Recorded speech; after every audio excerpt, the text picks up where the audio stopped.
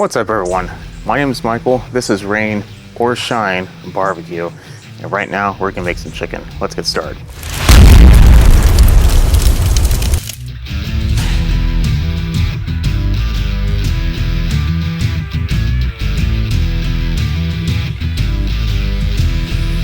So, if you were to ask ChatGPT how many ways there are to make chicken, it's gonna tell you about 250,000 ways. I think that's kind of bull. I think there's probably more in that, but this is going to be a way that I do all the time. It's a little bit different, but it yields some of the best results, and I want to share it with you. And the best part is it can be done on a weeknight. It takes very little prep, pretty much none if you really want to be that lazy. But even if you are, it doesn't really matter because it'll still be delicious. In addition, that's cheap. These are 2 Costco chickens, $10. 99 cents a pound, 10 pounds of chicken. That's pretty hard to beat considering that some portions of beef cost $20 to $30 a pound. And this is what could be considered healthy. So we have a beer here. This is a requirement, by the way.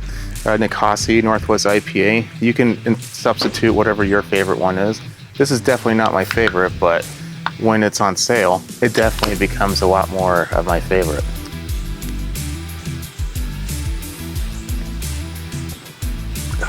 Very good.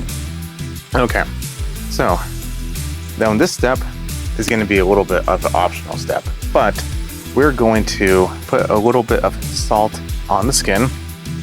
This could either be done the night before or the morning of. Doesn't really matter. It would be a little bit better to do it the night before. What that's going to do is going to dry the skin out. This is just normal salt, nothing spectacular. You all have it, I hope. Next, we need to get our rub ready.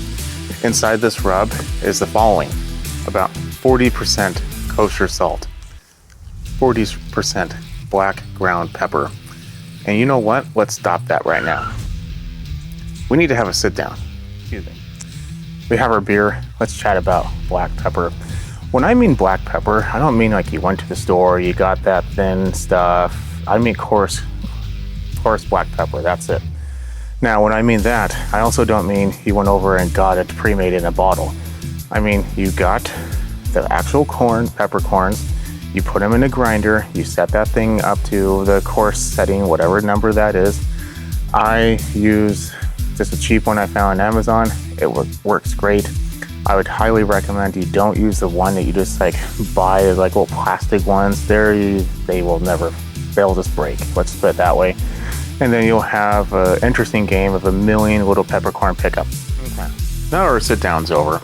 Let's go ahead and continue. 40% freshly cracked black pepper.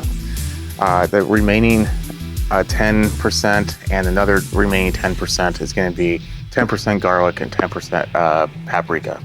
It can be smoked paprika, it doesn't really matter, but you can even go a little heavy on the paprika, to be honest, because that's going to give us a very good flavor, as well as an excellent color, which presentation is like half of dinner. You could wow the person before they even bite into it. That's like half the step already ahead. So, taking our drink. This chicken already had the salt added to it. We're gonna move that out of the way. In addition to that, it's also an optional one. I take the same oil and I will put it into a bowl.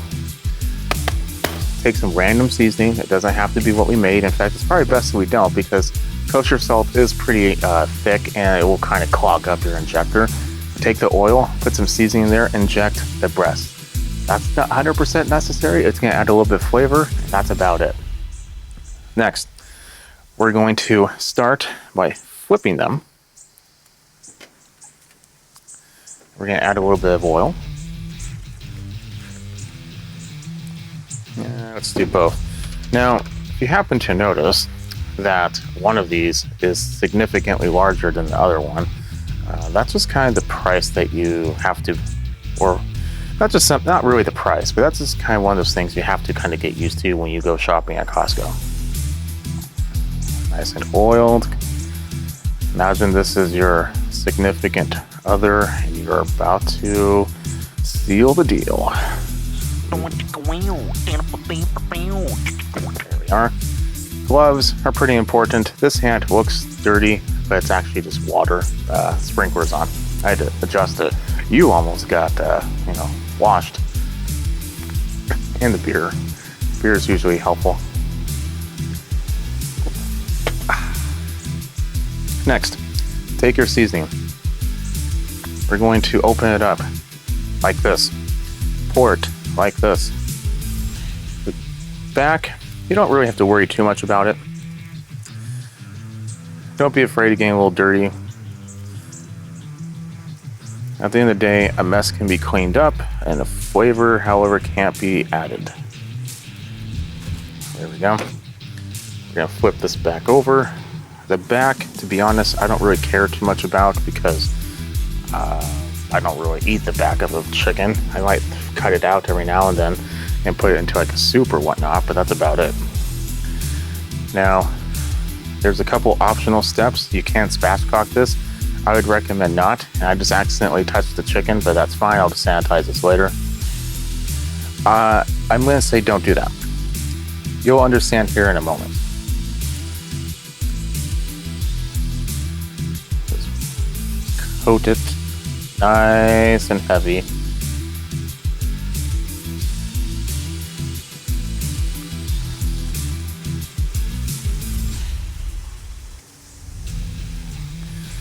And we'll try to get some on the sides. I'm doing 2 because that came in the package and I don't feel like storing the other one or freezing it. In addition to that, if you have a large family, it might just be needed for 2. I'm gonna give this one to a neighbor of mine because I'm a nice person. Inevitably, you're probably gonna have a little bit of extra seasoning. Just go ahead and just dump it into the bird. Or just cover all of it. It's really not going to matter too much. Okay, moving on. Moving forward. Okay, so we have it seasoned, we have it injected, we have it dried potentially, maybe not so much, just seasoned and that's fine. We need to smoke. So, what are we going to be doing? Well, we're going to take off our dirty gloves because we don't really need them now. Maybe later. We'll just put those off to the side. Okay, so everyone has seen a rotisserie chicken. Everyone just put the chicken on the beer can, which, never really a good idea in my opinion, because we'll break that down in a future video. But you could also put a skewer in it and kind of stand it straight facing up, which is a better idea in my opinion than adding the beer can, because it's just a better idea. Or I'm going to be using a Oklahoma Joe, but this can be done in pretty much anything of the sort. We're talking Oklahoma Joe. If you have an offset smoker big enough, it has like a hook on top, you can hang it, which I kind of gave it away. If you have a Weber Smokey Mountain, you can even get stuff like this and kind of turn it into a hanger. But what we're going to do is we're going to take a couple of these hooks and we're going to hang it. Let's go ahead and talk about a couple things, shall we? Let's talk about wood. Not that type of wood. Get your mind out of that special place. But chicken or poultry in general, not the best for certain woods. Oak, cedar, that's always a no-go. You should never use cedar. Hickory, apple, getting better. Cherry, we did it. We found the best one. I would really highly suggest do not get anything of the first 2. Apple or any fruit wood really is just meant for it. Cherries can give us a very good color in combination with the paprika. So we're going to take our hook. We're going to pick up our chicken. Let's just flip this over. And we're going to stab it through the back as deep as you can possibly get.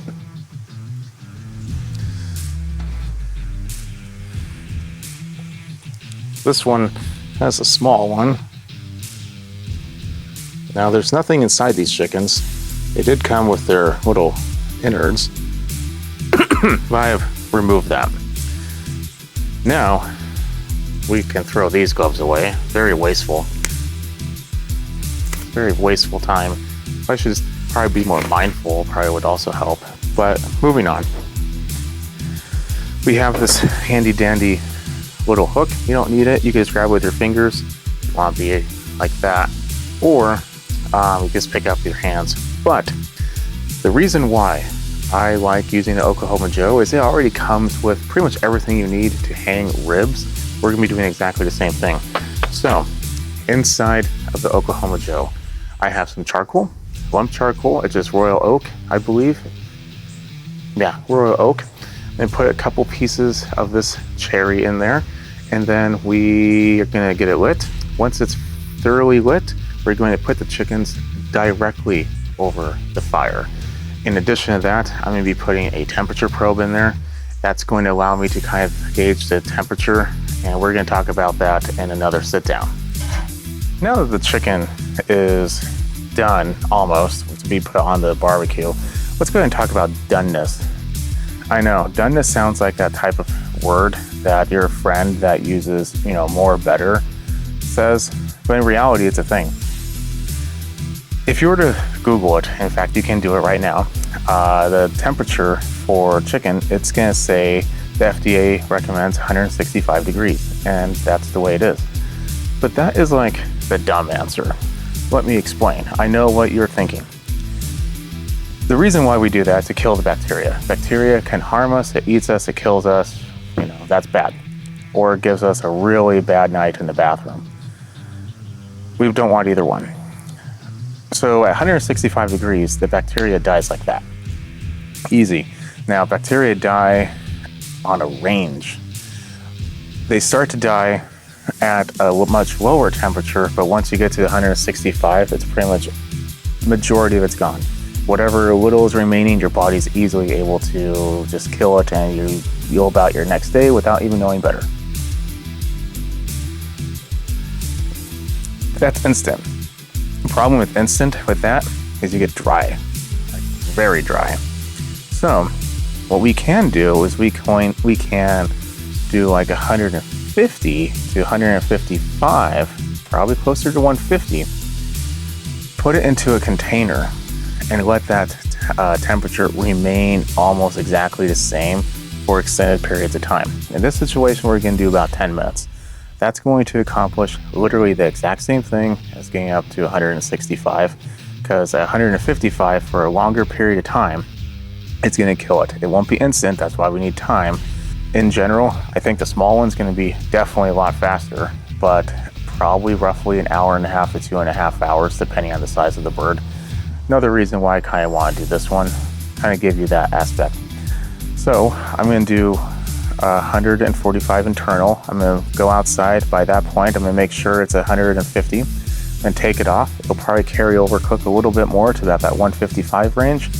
And I'm just going to let it sit there. You can even put it in your oven. I'd kind of recommend doing that because the oven is an insulated container, and it's usually smaller, so the heat doesn't have much place to disperse to while being insulated. That's just my recommendation. You can do whatever you want. I'm gonna put it in an aluminum container, wrap it. That's gonna be fine as well, but I'm also gonna put it in my stove. You can even turn on your stove for like 30 seconds just to kind of get it pre-warmed up a little bit, just to kind of even help it out even more. So it's finished. It took a little over 2 hours, this one. The other one took like an hour and 40 minutes, just as I thought. It was a lot smaller though. Put it into the container, covered it. The aroma is just thick, like it is crazy. I'm hungry. Let's just give it a try, shall we? Let's dig in.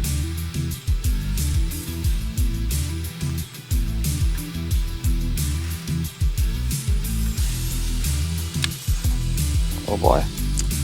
We'll put that right there.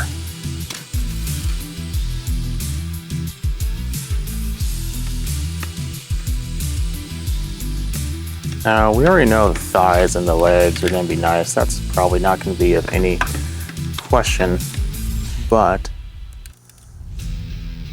what about the breast? It's like a 15-year-old boy.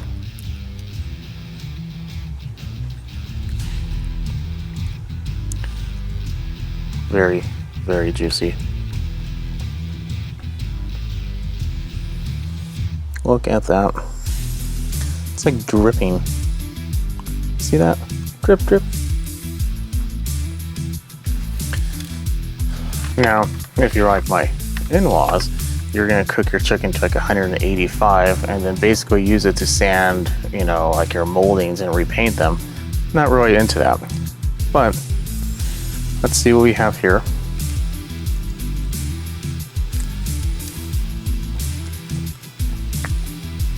Oh yeah. Could definitely taste the seasoning. Skin. I mean, it could be crispier, but I also only did this maybe 8 o'clock in the morning.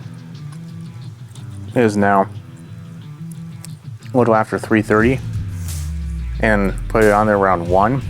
So about 6 hours. It would have been a lot better if we just did it a little bit longer.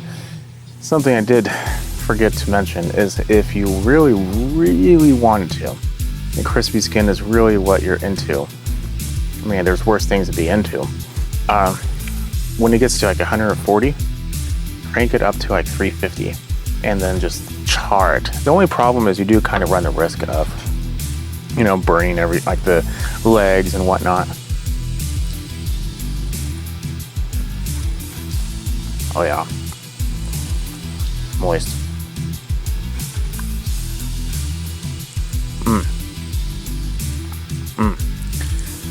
So, here we have it. I'm gonna go ahead and get this all carved up for dinner, and we'll be good to go. So, if you enjoy delicious, cheap, potentially cheap, it's not always cheap, but it could be cheap. I feel like at Murder with Holiness. But definitely delicious outdoor cooking, barbecue, smoking, everything, whatever you want to call it. Go ahead and like, subscribe, and I will catch you on the next one. You have a good night.